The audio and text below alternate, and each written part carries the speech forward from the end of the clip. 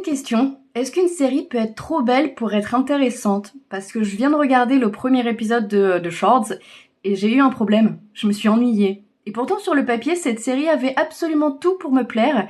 The Shards est une série FX et Hulu adaptée du roman de Bret Easton Ellis. On est à Los Angeles en 1981, on suit Bret, un lycéen issu d'un milieu privilégié qui passe son temps avec sa bande de potes entre fêtes, histoires de cul, jalousie et petits problèmes de riches. Mais pendant ce temps, un tueur en série surnommé le Trawler sévit dans la ville. Et quand un nouveau garçon, Robert Mallory, arrive au lycée, Bret commence à s'intéresser à lui. Beaucoup. Peut-être même un peu trop. Et voilà, on a notre thriller psychologique. Sur le papier, excellent pitch. À l'écran, mouais. Mon premier problème avec ce pilote, c'est qu'il est terriblement lourd, et notamment à cause de sa narration. Bret raconte l'histoire en voix off comme si on était en train de lire un roman. Et le concept pourrait fonctionner, sauf qu'il nous décrit littéralement ce qu'on voit. Je vois la piscine, Bret, je vois la fête, je vois les gens, je vois les vêtements, j'ai des yeux. À certains moments, j'ai vraiment eu l'impression de regarder une version audiovisuelle d'un livre audio. Et ça me sort complètement de l'histoire. Alors, je vais devoir faire une confession. Je déteste Ryan Murphy. C'est un running gag chez moi, je le hais.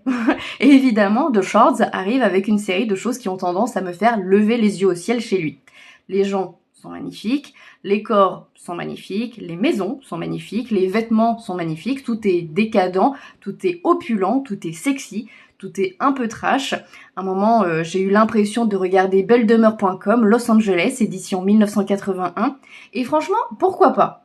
Sauf que c'est censé être des adolescents. Et parfois, j'ai l'impression que Ryan Murphy oublie ce petit détail. Et puisqu'on parle de Ryan Murphy, il y a évidemment un tueur en série, le Trawler. Et là, j'ai un autre problème avec son univers, sa fascination pour les tueurs. J'ai toujours cette impression que ces séries leur donnent une aura beaucoup trop fascinante. Je comprends parfaitement qu'un thriller utilise le charisme ou le mystère d'un tueur, mais chez Ryan Murphy, j'ai parfois l'impression qu'on est à deux doigts de lui faire une campagne de parfum. Et dans The Shards, avec cette esthétique ultra léchée, je garde un sourcil levé, très haut. Et surtout, c'est long. C'est très long. On regarde beaucoup de gens magnifiques faire beaucoup de choses magnifiques dans beaucoup d'endroits magnifiques, mais j'ai parfois eu l'impression qu'on oubliait de raconter une histoire. Le potentiel est pourtant là. Bret est intéressant, Robert Mallory est mystérieux, le Trawler apporte une vraie menace, le Los Angeles de 1981 est magnifique, encore une fois, mais la série veut tellement me montrer qu'elle est mystérieuse qu'elle m'explique constamment ce qui est mystérieux. Et moi j'attends. Et je vous jure que je n'invente rien, le moment où j'ai été la plus surprise pendant cet épisode, c'est quand mon chien a vomi sur le canapé. J'ai dû mettre pause. Voilà. C'était mon cliffhanger. Alors, est-ce que The Shards est complètement raté? Non.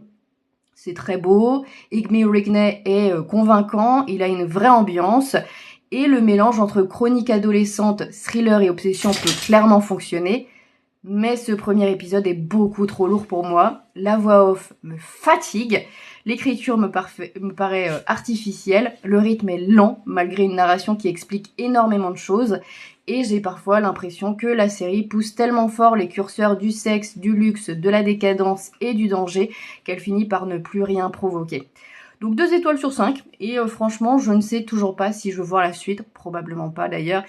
Mais je sais que mon canapé, lui, a vécu une aventure beaucoup plus intense que moi. Et toi, est-ce que t'as regardé The Shards? Dis-moi ce que t'en as pensé en commentaire. Et si tu veux d'autres critiques de séries, eh ben abonne-toi.